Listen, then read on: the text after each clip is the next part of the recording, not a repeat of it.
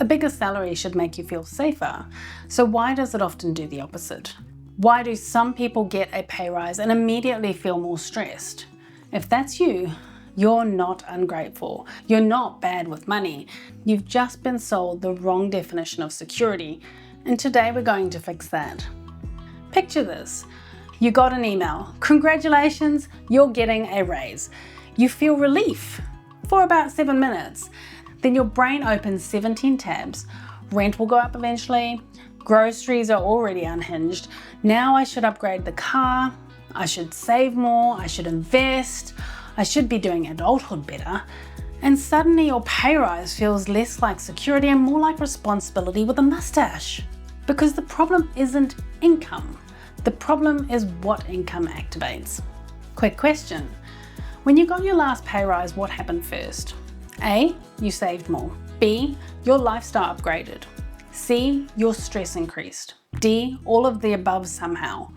Comment A, B, C or D.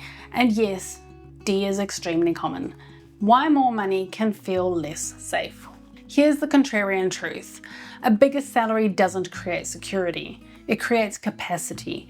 And capacity can go one of two directions. More options or more obligations.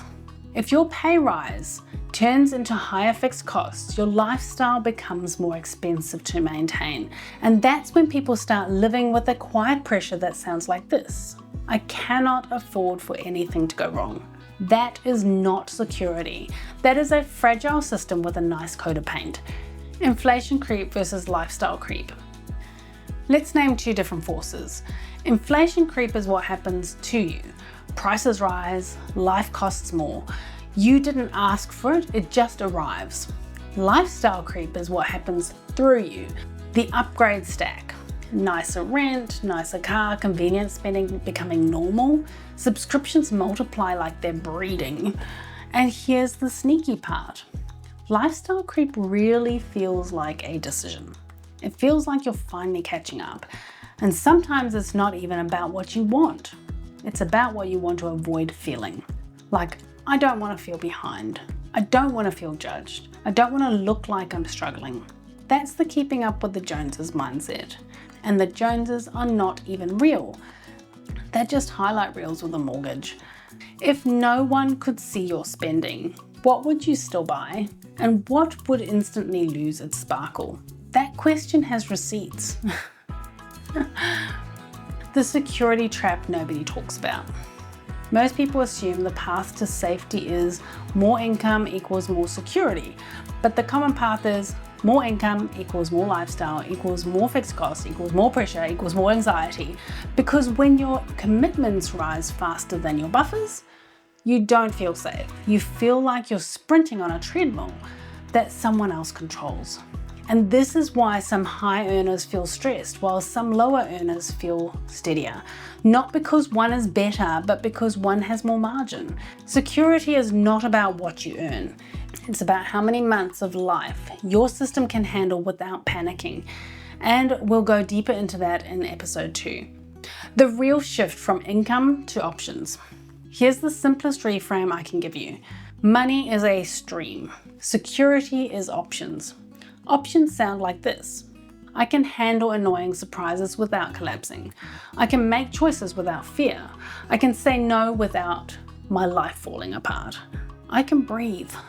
Obligations sound like this. I have to keep earning this much forever. I can't slow down. I can't make mistakes. I can't have a bad month. So instead of asking, how can I earn more? Try asking, is my salary increasing my options or my obligations? Calm first, then numbers. If a bigger salary hasn't made you feel secure, you haven't failed. You've just reached the point where income alone stops being the answer. In episode 2, I'm going to walk you through 7 cash flow milestones that show you where real security starts from, without needing a perfect income or a perfect life. So make sure that you watch that next. If you want support breaking the stress loop and building calmer money habits, I have a free resource called Break the Debt Cycle. Its link is in the description. And if you want the deeper system behind what I teach, you can also register your interest for the Money Reset mini course. If this trilogy is already describing your life, you'll want that. Also, subscribe, because we're building a money system that feels boring, stable, and predictable. And yes, boring is a goal.